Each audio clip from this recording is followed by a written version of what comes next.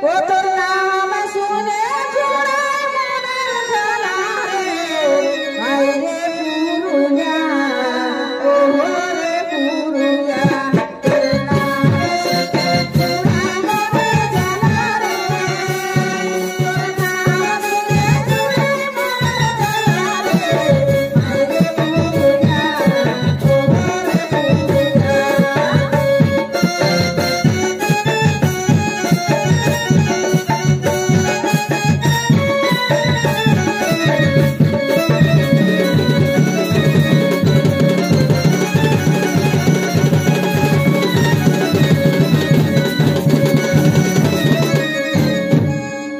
डूंगरी पहाड़ घेरा देखो हमारे पुरुलियाते सबकिछुई आछे हमारे नदी आछे नाला आछे पहाड़ आछे पर्वत सबकिछुटाई आछे कारण हमारे पुरुलियाय कोनोटार अभाव नाई छौ नाच बोलो नाचनी नाच बोलो झुमुर नाच बोलो करम नाच बोलो टुसु गान बोलो भादु गान बोलो बांगला पड़बे सबकिछुटाई गाड़ा फुटा बरद फुटा सबकिछुटाई आछे हमारे पुरुलिया যদি আমরা কোনো জায়গা বাইরে যদি প্রোগ্রামে যাই তো বলে যে কোথায় এসেছে তো যদি বলি আমরা পুরুলিয়ায় এসেছি এ মাগো তোমরা পুরুলিয়া না পুরুলিয়া জায়গাটা দমে ভালো কথা দমে পাহাড় আছে তো সেই কবি লিখেছে ঝুমুরটা ও যে ডুঙ্গরি পাহাড়ে ঘেরা আরে আছে সোনা রূপাই ভরা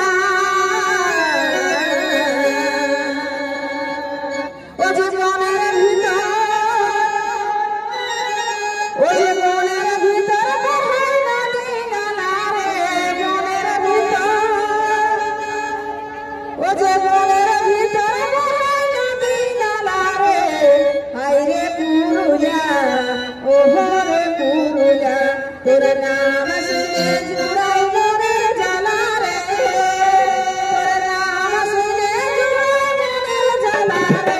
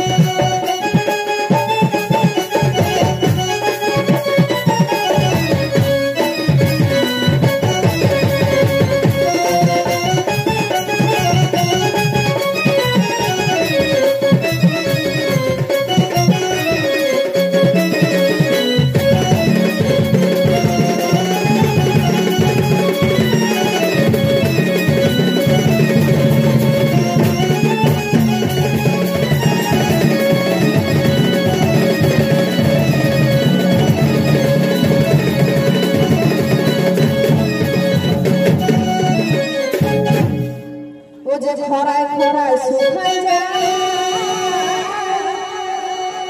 আর ভোগে মরে ঝুমর গায় ও যে খরায় খরায় শুকাই